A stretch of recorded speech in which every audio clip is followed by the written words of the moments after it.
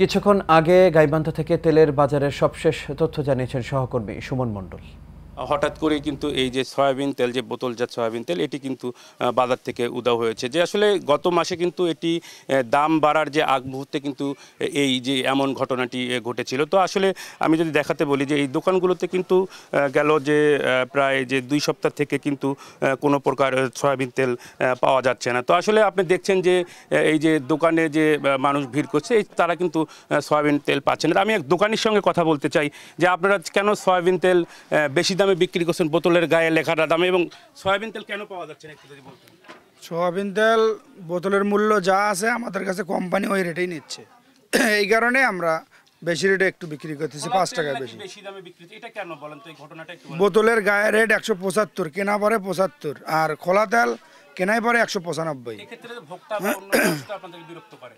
হ্যাঁ, ভোক্তা অধিদপ্তর আমাদের জরিমানা করে, এটা তো আমাদের জন্য সমস্যা। কিন্তু আমরা তো বেশি দামে কিনি, এখন কম দামে বেচা লাগবে। এর আগেও তো এরকম ঘটনা ঘটছিল। হ্যাঁ, আচ্ছা, এর আগেও কি এরকম দাম বাড়ার আগে কি বাড়ার আশঙ্কা করতেছেন, কি দাম বাড়তে পারে মনে হয়? না, আমরা মনে করি আসলে দামে বাড়বে, তাছাড়া তো এরকম হওয়ার কথা নয়।